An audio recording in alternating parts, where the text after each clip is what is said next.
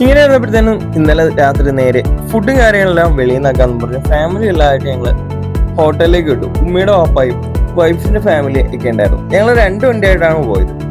പകുതി എത്തുമ്പോഴത്തേനും എനിക്ക് എന്റെ വണ്ടിയിൽ കുറച്ച് പെട്രോൾ അടിക്കേണ്ടത്. അങ്ങനെ തന്നെ പമ്പിലെല്ലാം കയറിയിട്ട് തിരിച്ച് നേരെ ഞങ്ങൾ അവിടെ നിന്ന് വിട്ടു.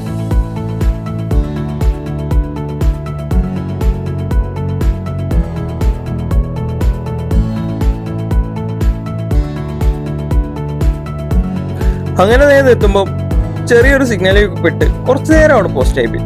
അവിടുന്ന് പിന്നെ നേരെ ബൈപ്പാസിൽ കൂടെ നേരെ ഹോട്ടലിനെ അങ്ങോട്ട് പോയി കിട്ടിയ ഗ്യാപ്പിൽ സൈഡിൽ വണ്ടി ഒതുക്കി ഫാമിലി എല്ലാം അവിടെ ഇറക്കിയിട്ട് കുറച്ച് മുന്നിൽ ഒരു മൊബൈൽ ഷോപ്പ് ഉണ്ടായിരുന്നു. ഞാനും എന്നോട് അങ്ങോട്ട്, കാരണം എന്ന് വെച്ചാൽ ഞങ്ങൾക്ക് ഫോണിന് ഒരു പൗച്ചൂടെ വാങ്ങിക്കാനുണ്ടായിരുന്നു.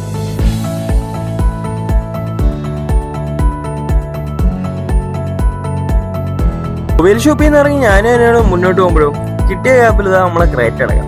അങ്ങനെ തന്നെ ഞങ്ങൾ നേരെ ഹോട്ടലിനകത്ത് കയറി ചെല്ലുമ്പോഴത്തേനും അവരെല്ലാം ചെന്ന് അവിടെ ഇരിപ്പായി. തിരിച്ചു പിന്നെ കുറച്ചു നേരം ഒന്ന് വെയിറ്റ് ചെയ്ത് നിൽക്കുമ്പോഴത്തേനും സ്റ്റാർട്ടർ ആയിട്ടുള്ള ഫ്രഞ്ച് ഫ്രൈസും അതിന് തൊട്ട് പുറകെ തന്നെ ബ്രോസ്റ്റ് വരും.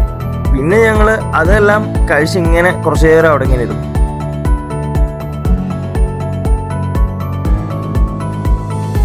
അതും കഴിച്ച് തീരാറായപ്പോഴത്തേനും മെയിൻ കോഴ്സ് എത്തി. ബട്ടർ ചിക്കനും ബട്ടർ നാനും നല്ല ബീഫ് റോസ്റ്റും. അതെല്ലാം കഴിഞ്ഞ് ബില്ലെല്ലാം അടച്ചു നോക്കുമ്പോഴോ ഒരു സൈഡിൽ കുഞ്ഞിനെ എടുത്തുകൊണ്ട് ഉമ്മച്ചി അവരെല്ലാം നിൽക്കുന്നു.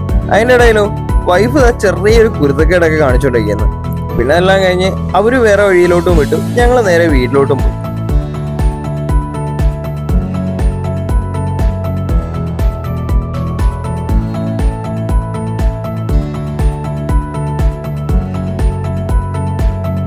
നേരെ വീട്ടിലെത്തി അനിയ ഇറങ്ങിയത് ഗേറ്റും കാര്യങ്ങളൊക്കെ തുറന്ന് ഞാൻ നേരെ വണ്ടി അകത്ത് കയറ്റി.